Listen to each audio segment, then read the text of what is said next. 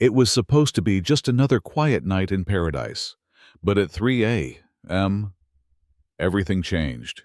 Two intruders, posing as HOA enforcers, broke into the home of a retired Navy SEAL, unprepared for who they were dealing with.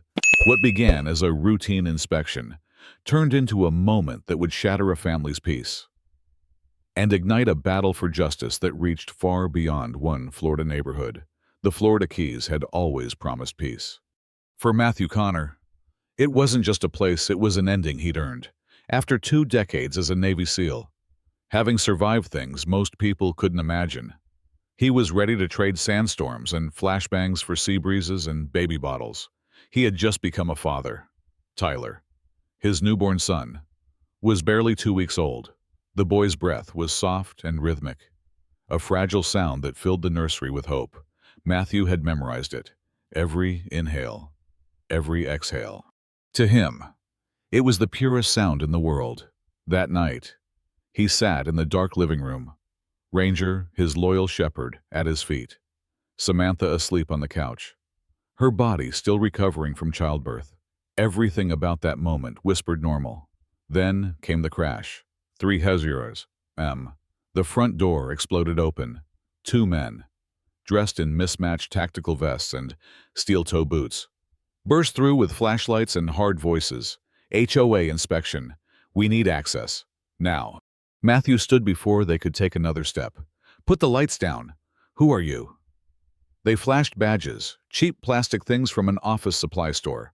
One said enforcement unit. The other had no name. Just the HOA logo. No warrant. No entry. Matthew said firmly. The tall one bearded. Tense scoffed. You're blocking an official inspection. Back off. The shorter man, pale and jittery, muttered something about plumbing violations and unauthorized renovations. Matthew's training kicked in, not with violence, but control. He assessed. The taller one was the threat dominant, trying to provoke. The other, back up. Probably unstable. Neither showed legal authority, but they were pushing inside anyway. Turn around. You have no right. Matthew started. They pushed past. Stop, he barked. But they were already headed up the stairs toward the nursery. Ranger growled. Low and deliberate. Samantha bolted upright, gasping. And then it happened. A dull thud, followed by a heavier crash. Wood against wood. Splintering. Silence. Matthew sprinted up the stairs. The taller man stood beside the crib, having shoved a dresser to the side. It had tipped, toppled, and crushed it. Tyler's crib lay in pieces. A pale arm stuck out beneath the fallen dresser. His son was underneath. The scream that tore from Samantha's throat shook the house. Matthew didn't speak. He dropped to his knees, pulled the dresser aside with one heave, and scooped his son into his arms. Tyler wasn't breathing. His skin was pale, lips blue. Matthew's hands trembled as he tapped his son's back, begging, pleading for any sign. A cough, a cry, anything, and then a whisper of air, a gasp. The boy stirred, alive, barely. Samantha collapsed beside him, sobbing. The intruders, they left. No apology, no explanation.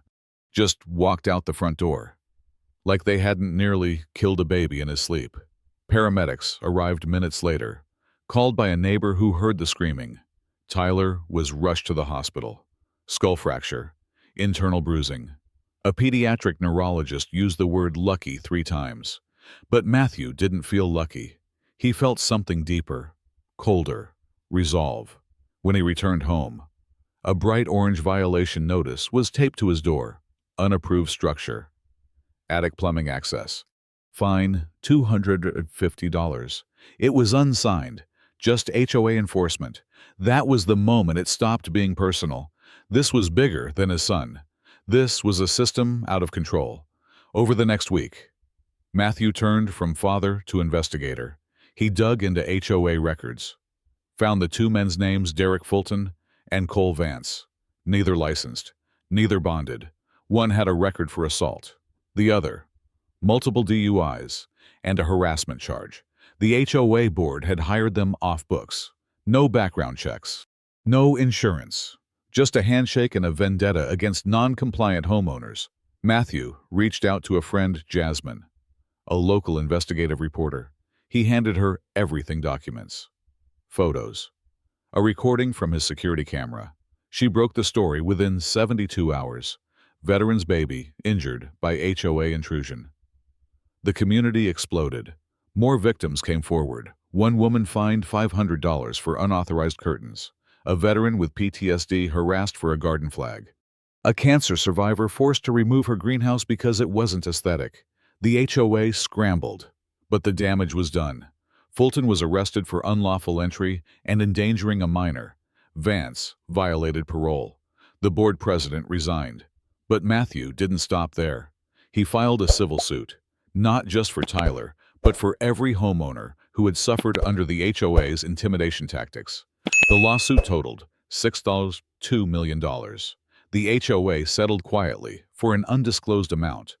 Half of it went to legal funds for other victims.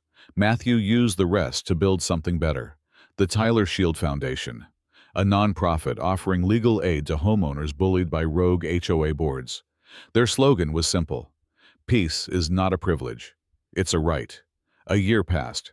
Matthew stood on his reinforced porch, Tyler in one arm, Ranger at his feet. Cameras covered every angle: steel doors, shatterproof glass. But what mattered more was what he'd built beyond the walls. A community stronger than fear. A movement born from pain but driven by purpose.